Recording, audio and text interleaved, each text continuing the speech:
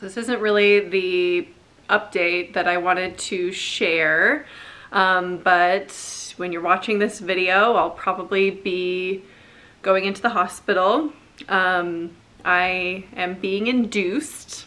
Now, before I get a bunch of comments from people who are anti-induction, I just want you to hear me out and listen to this video, because believe me, I am also anti-induction. That was my worst case scenario, actually.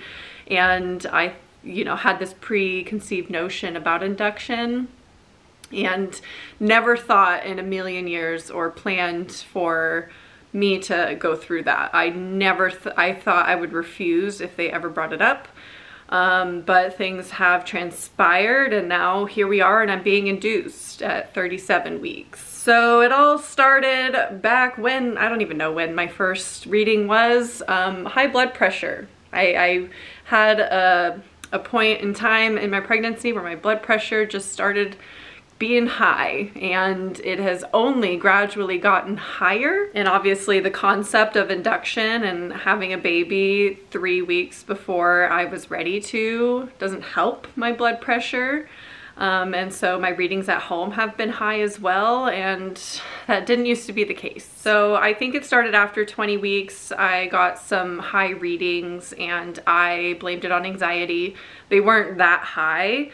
But it was something that they wanted to monitor, and I brushed it off, and I was like, sure, yeah, I'll come in for BP, tests, and, you could check my blood and urine, and they've done a bunch of tests and everything since, and those were normal. So because I had normal lab results, I didn't think much of it, and I thought it was just anxiety every time I would go into the office, and what they call white coat syndrome, where you just get nervous when you go into the doctor.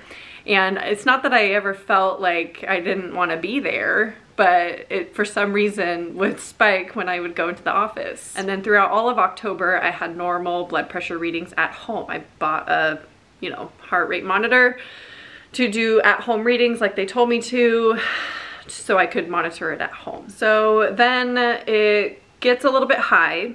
I have a pretty high reading recently. Just this last Tuesday, I went in for my 36-week appointment, which is the Strep B swab test. And also, of course, they take your blood pressure. They take your blood pressure every single time you go in there. And this one was spiked. It was over 150, over like, I don't know what the bottom number was, to be honest, like 85 or something like that. I saw the doctor and she told me it was high. Of course, throughout this whole time, they had brought up the concept of preeclampsia and gestational hypertension. And again, silly me, writing it off as anxiety. And I started to blame myself, like, why can't I just breathe and calm down when I go into these appointments, Because every other time it's normal. And then ever since that appointment on Tuesday, it has not been normal. And I think it's, I don't know really if it's anxiety anymore. I obviously don't think so. So she had me do labs that day when my blood pressure was really high. And so I did. And then they called me the next day, and the labs were fine that day. And they called me the next day and asked if I could come in that day for a blood pressure screening again. So I was like, sure, I'll go in. So I go in. I knew it would be high, right? Because it's been high every single time, and it's only getting higher every time I go in. And so I go in, and they take me into a different room than normal. It's not a normal office. And they have me lie down on the bed. It's actually the room where they do the non-stress tests for babies. And she, gives me 5 or so minutes, tells me to, breathe and like just make sure I'm calm. My voice is like a little shaky and I'm out of breath because all this is very stressful to me. So she takes the first reading and she's like, okay, well, your blood pressure's not that bad, but your pulse is really high. And every time I tell her, I'm like, every time I put the cuff on, it's like my body associates that with induction, and that is my worst case scenario. Like, I don't want to be induced. And I want to try as hard as I can. And because I was like trying so hard to keep my blood pressure down, I think that's why it would go so high, I want to say that my blood pressures at home although they're high, they're not as high as when I go into the doctor, because the stakes going into the doctor are much higher than when I'm chilling at home and just checking my blood pressure reading, you know, but they are showing still high to this day at home, even just at rest. So then she leaves the cuff on and she's like, okay, I'm going to have this set to go off in another 5 minutes. Try to relax. If you have something on your phone you can listen to. I came in with headphones in because I was really trying to be in the zone, listening to very calming music and make sure I was good. And I felt fine up until they took the blood pressure. Every single time, it's as soon as that cuff tightens and I can feel my pulse, skyrockets. So it went off again. She had brought another patient into the room with me because it was a room with 2 beds for, so they were getting an NST for their baby. And she just turns to me and she's like, Sarah, deep breaths. And I could hear my pulse rate. She put a finger thing on my finger to track my pulse. So I could hear my pulse spike and that did not make me, that like distracted me from my breathing. So that read really high. It was like now in the 160s. And then she was like, we're gonna do it a 3rd time.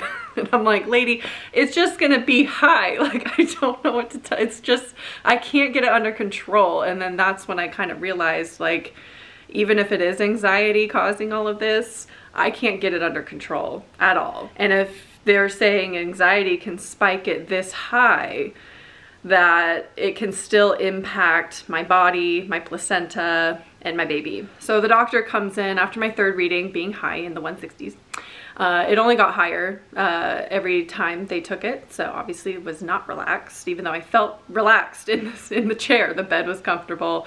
I don't know. The doctor comes in and she tells me, this was on a Wednesday, or was it Thursday, and says, we're looking at Monday of inducing you, which is right when I turned 37 weeks.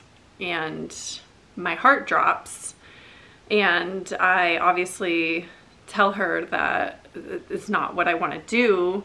And it becomes this battle internally of when do I give in to the plans I had, which sounds silly to be so attached to a certain plan. But there are risks involved with inductions and also risks involved with giving birth 3 weeks before she's probably ready. I don't know. I don't know when she would have naturally come. You know, baby's supposed to know when to come. And I don't know if I didn't have any of these issues, if she, like when she would come. So it's like, when do you listen to the doctor completely, and when do you like know in your intuition what is right? Because I'm not one to say that I'm like super skeptical of doctors, but I was skeptical of inductions, period. Especially because it's right before the holidays. And obviously I see TikToks and of people, the conspiracy theory that doctors will push inductions before the holidays so they don't have to work on Christmas, which is so silly. Like, I know that sounds so silly, but that's what I was thinking, and it's really stupid. So I asked her, can I wait till 38 weeks? I felt way more comfortable waiting until 38, which would have been, you know, obviously the following week. She said, ultimately it's your decision what you want to do. If we wait though, I want you to come back in regularly to get these labs done and also do more NSTs while we're waiting for that day. And I was like, that's totally fine. Sounds great. I will come in, do an NST every single day if you want me to make sure she is good. That gives me peace of mind as well. So as far as I knew when I was leaving that day, it was pushed off till 38 weeks. And then they had me do labs that day. I had just done them like 2 days prior and they were normal, so I didn't think anything of it. And I was like, sure. So I got my blood work done again and a urine sample again. And then late last night, I got the results and I compared them to my last results, and they were high. They're finally showing changes in my actual physical body, not just my blood pressure. So I realized that the blood pressure is now reaching a point where it's affecting my organs and it's affecting my body. And she messages me this morning and says that we strongly encourage an induction at 37 weeks on Monday. So we're back to Monday now. And, you know, there's protein in my urine. She said anything over this amount shows preeclampsia. And I didn't get a formal diagnosis, but yesterday, or yeah, I think it was yesterday, they were throwing around the words gestational hypertension. So I thought that's what I was diagnosed with, that's what we were going with, and I could last until 38 weeks. Until the labs came back and I have protein in my urine now. They're saying preeclampsia, which is much more severe, and that we need to get her out because it affects the oxygen levels to the placenta, and you know, my body just isn't functioning as it should because of my blood pressure. Now, I don't have any other symptoms. I've had a headache today, but nothing that isn't like taken out with Tylenol. Otherwise, I don't really have any other symptoms. Now I feel nervous, like my body, I have physical symptoms of anxiety, and I'm trying so hard to relax, but now I'm feeling the pressure of getting all this work done in 3 days instead of like 10 days, which is so silly that I'm thinking about work when my body is like not happy and obviously is being very affected by this pregnancy. So I emailed her again, this is probably gonna sound stupid to a lot of you.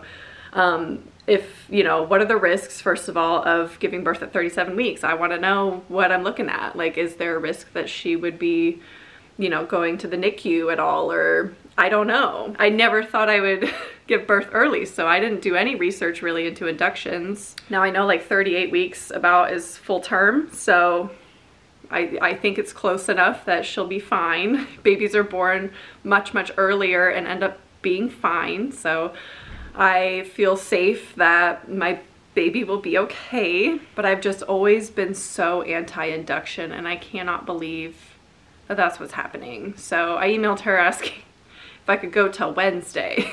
Just give me 2 more days, 2 extra days, please, to like get ready, because there's so much I have to do. This is early, you know, I thought I had more time. So again, because it's a health scare, it's like, I feel silly asking for more time. But I was like, I'll go in for a non-stress test on Monday. I'll do more labs just to make sure it's not getting worse. You know, if we could just wait till Wednesday. So at this point, I'm waiting for her response. She probably won't let me wait till Wednesday. So I might be having a baby in 3 days. I'm filming this on a Friday, the Friday of the week before I give birth to my baby. So we're only making it to 37. And that's like really hard. So reality kind of hit us in the face today, and Ryan and I are like, you know, a little blindsided by reality a little bit. I think I, you know, became very attached to my original birth plan, and like, I never was worried this whole pregnancy that it wouldn't go how I wanted it. And I had a very like easy pregnancy, and so I think it's naive of me to not think that something like this could happen to me. But you don't plan for that, you know, you don't plan for the negatives of like what could possibly happen. I've just never had issues before with blood pressure, and my body just struggles, I guess, with this pregnancy. So it's going to look a lot different than I intended, and I can't believe that I was so against it, and now it has to happen to me. Like I feel like I don't really have a choice, you know. Obviously I could wait, but I think that's putting too much risk on this. If it is preeclampsia, God forbid anything happen, you know, in that duration of waiting, even, you know, monitoring it and everything, you just never know. So it's really a really scary experience to like completely have to change gears and speed up what I thought I had 3 weeks to now I have 3 days to prepare everything that I wanted to do, you know, in my mind, preparing my mind. And I thought I'd have more time to read my books on hypnobirthing and like all of this stuff. Luckily, I packed my hospital bag last week at 36 weeks, which I thought was early. Turns out it's right on time. I just have, there's so much to do. And I think I just have to come to terms with the fact that I'll get it done after she's here. Like, it's not a big deal. My house isn't spick and span. It's not spotless like I wanted it to be when I brought her home. And that just has to be okay, because I have to relax. I can't like rush through all of these preparations, and I have to completely change my work schedule and everything that I have to get done for that. And it's just, I didn't anticipate any of this happening at all. So it's, I don't know how people do this all the time, where they just, you know, have to accept that that's what needs to be done, because it's so hard. I think it feels unfair to me because I've had such an easy pregnancy the whole time, and then all of a sudden my body just decides to have issues and put her at risk, and it just feels unfair. Like, what are you doing? Also, I blame myself entirely, which is so hard, because at this stage I don't even think it's 100% anxiety. I clearly have something going on in my body. My organs are being affected by this, and a part of me is like, if I just stopped drinking caffeine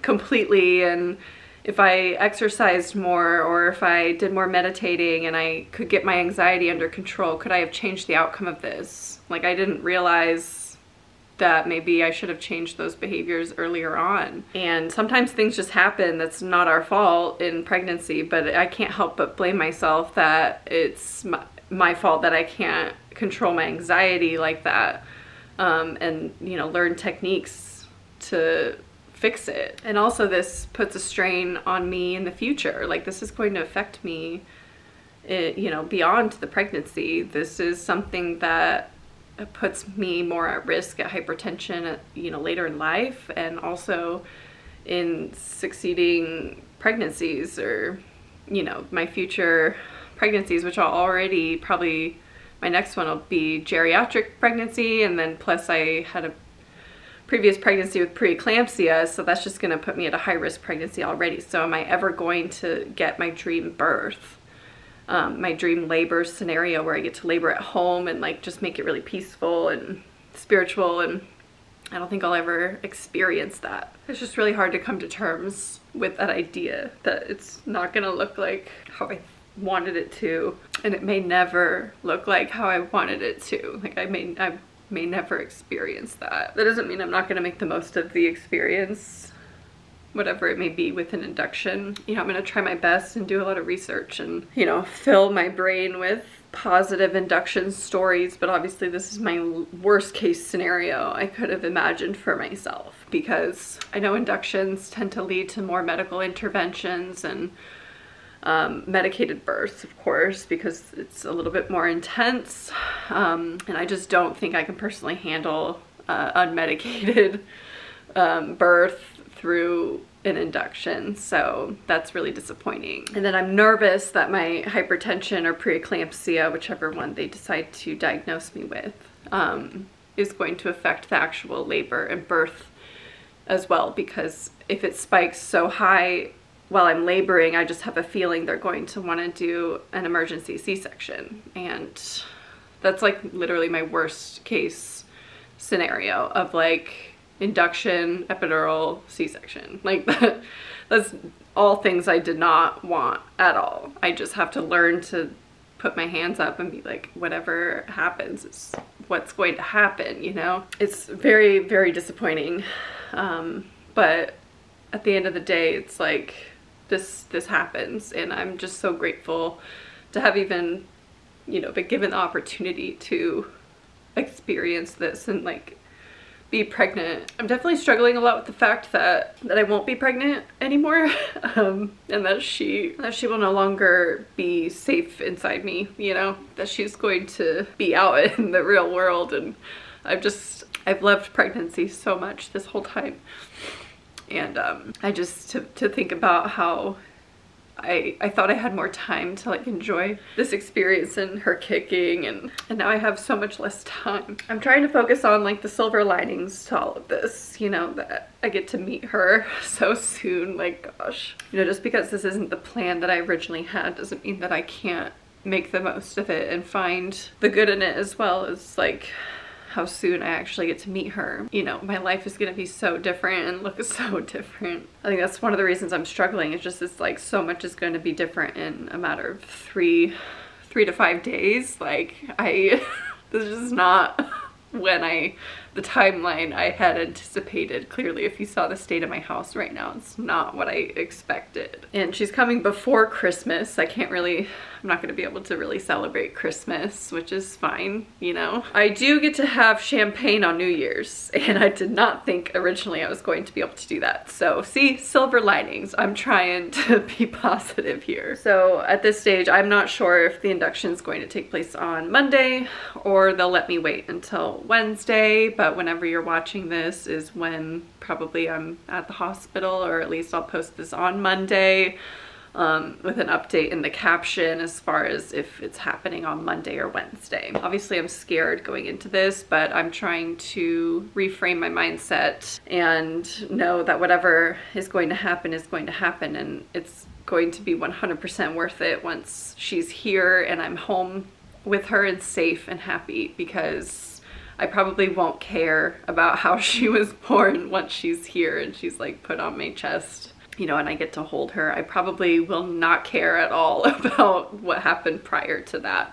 The brain blocks it out for a reason, right? So I'm just looking so forward to that moment where I'm done and I like did it and I'm safe at home and everything's good and fine. So this isn't exactly how I wanted to end my pregnancy journey with you, but she's coming so fast, and I do plan on sharing a birth story once, you know, I give birth, and keeping you guys posted with her and everything. So I will continue filming videos after this.